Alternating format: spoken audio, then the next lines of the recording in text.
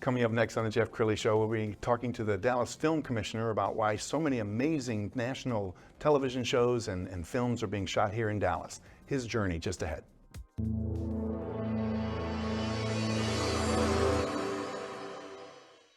Many are predicting that the worst is yet to come, which is unfortunate, said one person here.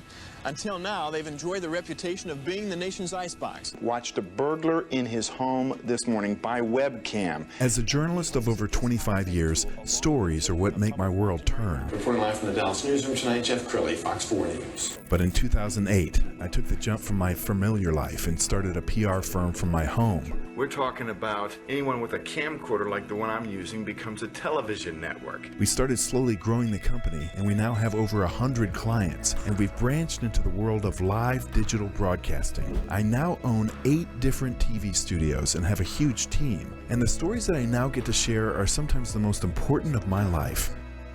Life has a funny way of coming around full circle. This is the Jeff Crilley Show.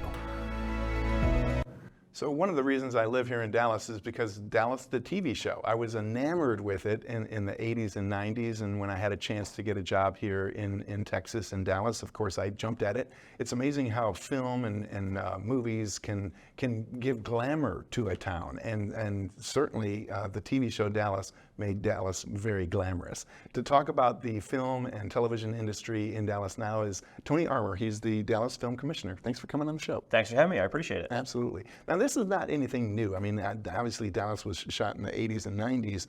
We've been a film-friendly community for a long time, haven't we? Yeah, absolutely. You know, there's a long history of production taking place here in Dallas and in the North Texas area. And like you said, you know, Dallas, the TV series, is something that everybody always thinks of.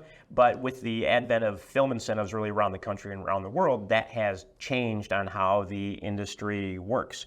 And so, you know, now that Texas has this new $200 million incentive, we're going to see what we can do to kind of bring the glory back to Dallas as far as that goes. Love it. Well, tell us more about the reputation that Dallas has built over the years. I mean, I think about all of the movies who were filmed here, Walker, Texas Ranger, TV shows filmed here, RoboCop. I mean, Yeah. When you go down the list of, it's amazing how many films were shot here. Does Dallas have a reputation in the film and television industry? Yeah, you know, to be honest with you, before I took this job, because I just started back in January of 2023, I reached out to a bunch of my contacts in LA and around and said, what do you think of Dallas as far as the film industry goes? And people said, honestly, we don't think of it at all. And to me, that was really telling, knowing, you know, what this city is and how dynamic it is and the business environment that takes place here, but for no one to consider this as far as the film and entertainment industry goes. And so I saw that as an opportunity and a challenge to see, you know, what can we do now? Outstanding. We're going to pull up the website, and as we scroll down the website, let's talk about some of the reasons why Dallas is so film friendly. One, I imagine that there's LA prices and there are Dallas prices. Yeah. We've got a lot of talent here, don't we? Yeah, so there are really 3 main reasons why any production goes to a city or destination, and it's what are the film incentives first, what is the crew base like, and then what are the sound stages and locations and the other things that come along with it. And so now that Texas has a $200 million incentive, that's a huge boost to the area. Dallas has always had a really strong crew base, so there's always been really strong crew here. And a lot of that crew has left over the years and gone to Oklahoma because of Oklahoma's incentive, Louisiana or New Mexico. But now that crew is coming back because of the Texas incentives and because of the commercial industry here. You know, everybody that really works in this industry locally has been able to support themselves because of the commercial production industry. When I say commercial, it's not just, you know, broadcast TV, it's anything you're pointing a camera at that's digital content creation as well. And so because of that, there's a really strong crew base here, and it's one of the reasons that makes this area so attractive is because there are people here that are professionals that are really good at what they do. Sure. More with Tony in a minute. We found a great overview video. Let's go ahead and roll that.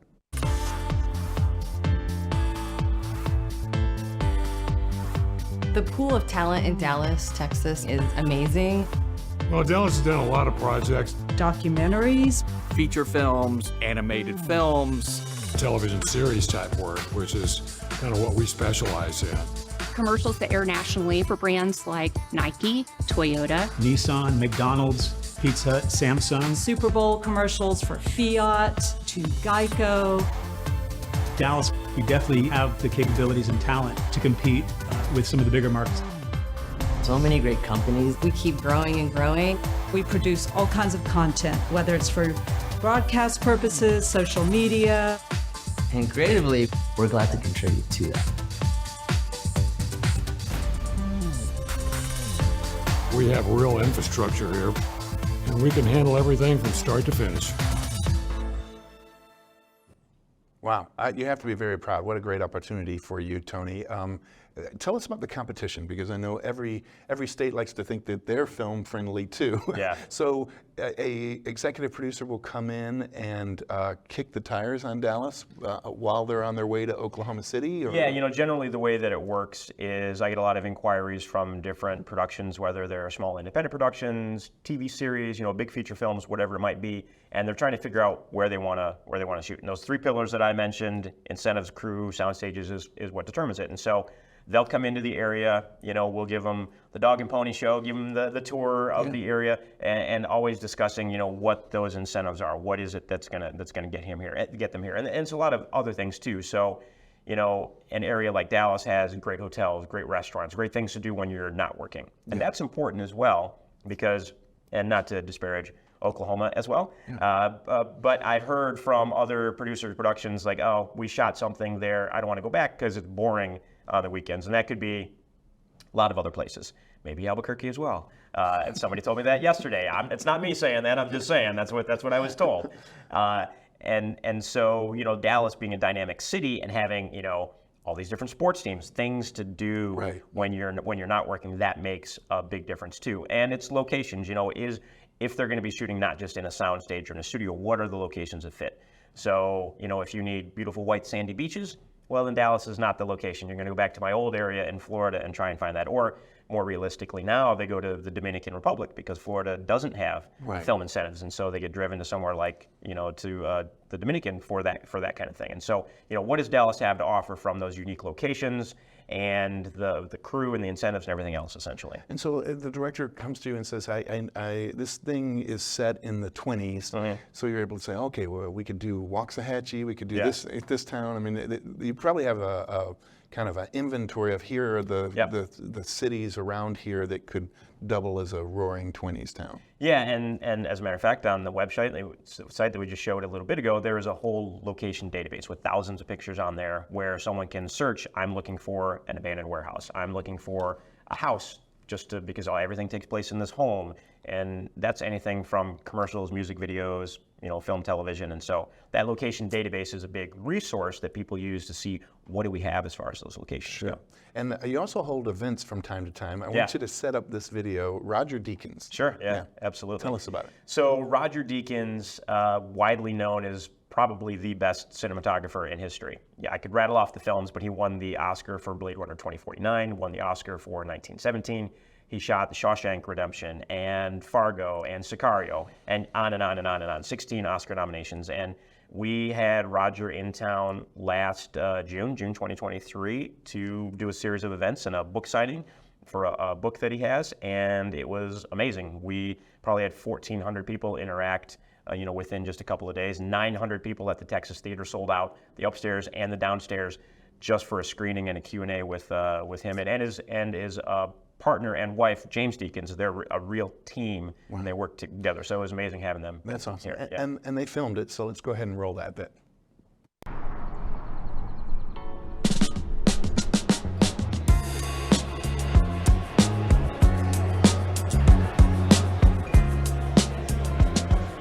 I am a big Deakins fan, and so when I found out they were going to be signing books, I booked a plane ticket home.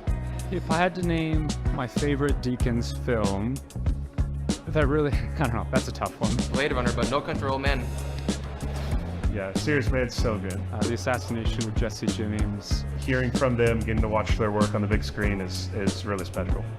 I mean, meeting the people at the book signing and wandering around town, it's been great. And it was fun that we got to take questions from the audience. That was great. We're just going to jump straight to the line. Ask your question. No, I don't think storyboard is necessary. I think going through the script together. Yeah, you're going through the script and kind of envisioning it. Images have emotional resonance, obviously, so I think you could talk on an emotional level about a script and that impacts the way everybody's going to work on it and what they come up with.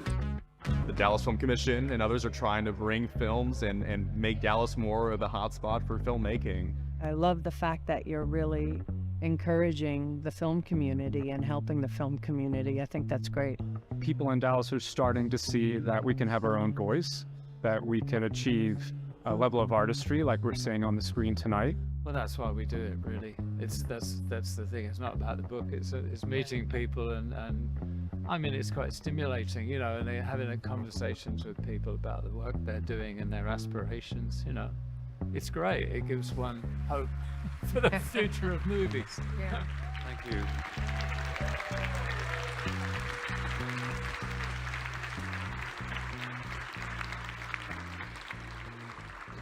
Wow. And Tony, you were telling me he's just a super nice guy. Oh yeah, him and James both. They're a true partnership, a team between. That's why it's Team Deacons between James and Roger there. And the nicest, kindest people, super humble. And I don't think you could ask for someone to be that good and then just be a good person too. Yeah. That checks all the boxes. And you were telling me that we've got some exciting news about Southside. Explain what that is. Yeah, so Southside Studios is sound stages that are in South Dallas, hence the name Southside. And it's really been operated as a soundstage facility for the last 15 years or so. The Dallas reboot shot there, Queen of the South did a couple of seasons there, a lot of other productions took place there, but it's old dirty warehouse space. And it's near train tracks, and it's not the ideal location for a soundstage. And so Steve Demler, with Talent Entertainment Finance, who's a friend of mine, I brought him to town last March and said, Steve, I think you need to take a look at something here. And Steve has purchased Southside Studios and is doing a multi-million-dollar renovation of the facility. And so it's going to be gorgeous new soundproof soundstage space that is going to be a premier location that is really going to help draw production to Dallas. Outstanding. And of course, famously, we just had the writer's strike and the actor's strike. Yeah. What's the industry like right now? Well, it's a little slow getting back post-strike. You know, everyone thought that right after COVID, we had this big glut of production, everybody was rushing back, and everyone thought that that same thing was going to happen with the strike.